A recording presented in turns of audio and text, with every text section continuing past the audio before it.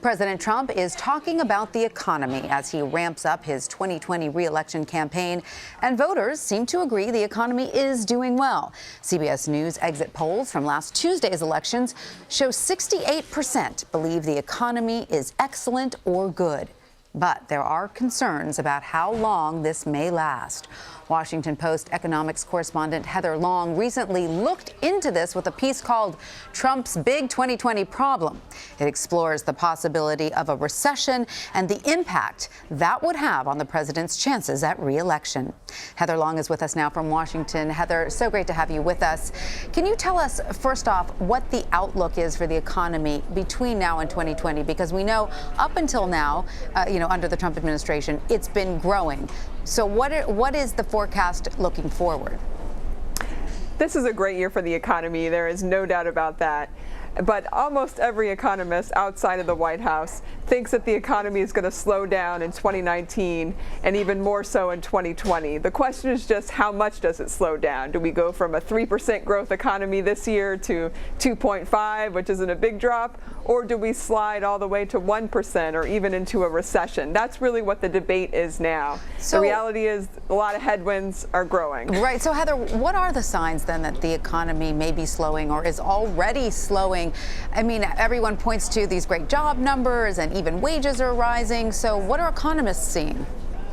You're right. It looks very good right now. But you're starting to see those jitters in the stock market. And a big reason is people are looking a year ahead. They're saying, wait a minute, borrowing costs are going up as the Fed raises those interest rates. The dollar is high, which hurts exporters. The sugar high that's really propelled the economy this year from the tax cuts and the extra government spending, that's going to be wearing off next year. And in the meantime, a lot of other parts of the world are starting to slow down their economies. And that will likely drag the U.S. down too. So that's a lot of headwinds to deal with in the coming months, and not much that looks like it's going to help boost growth. And is the trade war with China also worrisome? That's a huge worry. You're starting to see that mentioned in a lot of those earnings calls that just happened. Corporate leaders are talking about it all the time. So that's really the two big things President Trump could do in 2019 to help keep this economy going are to solve that trade war with China, to get some sort of deal done early next year, to calm the markets and to calm CEOs and help them continue to spend money to invest in their businesses. The other one that gets talked about a lot is whether he could strike a deal with Democrats on infrastructure. That's probably a long shot, but it could help the economy as well. All right, Heather, I want to play some of what Commerce Secretary Wilbur Ross had to say at the Yahoo Finance All Markets Summit on Tuesday. Let's listen. I think a lot will have to do with whether infrastructure gets the kind of treatment that it really deserves. As you know, the president is very keen to have an infrastructure program, and the only real issue is how do you pay for it? How much does the federal government do? How much is done by private sector? So there, Mr. Ross is arguing that the economy's success depends on infrastructure. So if a deal were to get done, would that help the president weather any of these economic setbacks we were talking about?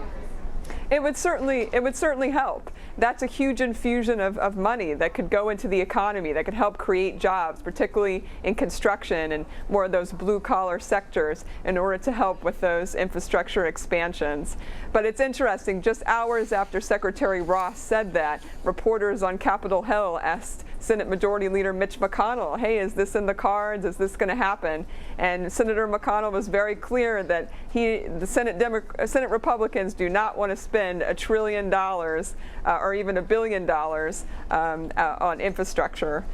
Just from general spending. They really want to see private sector investment, and that's where that debate is coming. How Democrats want to spend a lot of federal dollars and borrow money to invest in infrastructure. Republicans want to spur the private sector to do it. There's a big gap there. How do you bridge that gap? Right. Well, it may be advantageous for the president to figure it out if that helps, stave off some of these economic worries we've been talking about. Heather Long from the Washington Post, thank you so much for joining us. Thank you.